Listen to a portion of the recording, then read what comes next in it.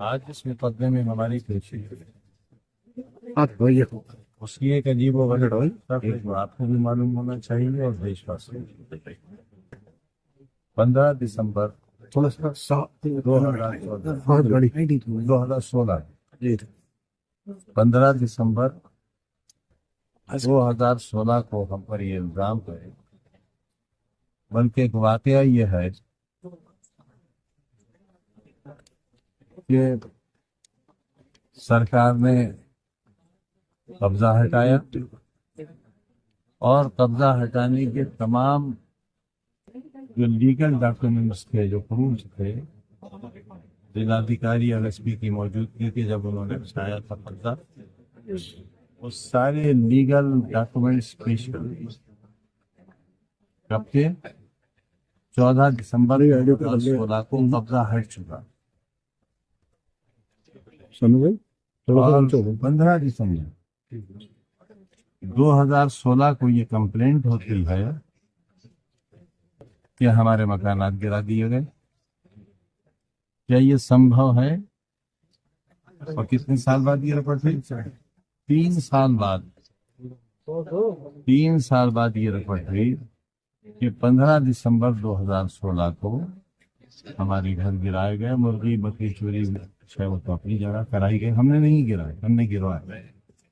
लेकिन असल बात यह है कि 14 दिसंबर 2016 को इस जमीन का पूरा कब्जा सरकार ने ले लिया। This is proved on paper. अगर ऐसा न हो तो मैं हर सजा के लिए तैयार हूं। 14 दिसंबर 2016 को जिस जमीन का कब्जा ले लिया गया, 15 दिसंबर 2016 को 3 साल बाद कराई गई रिपोर्ट की क्या सत्यता हो सकती है? हम जो बात भी कह रहे हैं वो रिकॉर्ड्स की बुनियाद पर कह रहे हैं, जज्बात की बुनियाद पर नहीं कह रहे। मिसाल के तौर पर जैसे हमने अभी बताया था यतीम खाने के सिलसिले में, यतीम खाना नहीं वहां थोड़ी ऑडियो पर कर लो।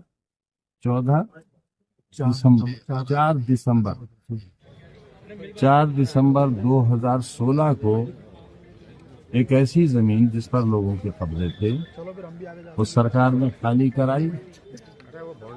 सरकार ने उस पर मल्टी स्टोरी बिल्डिंग बनाई, बिल्डिंग नहीं आवास, हजारों की तादाद में, जिसे तकरीबन 1.5 बरस का वक्त लगा।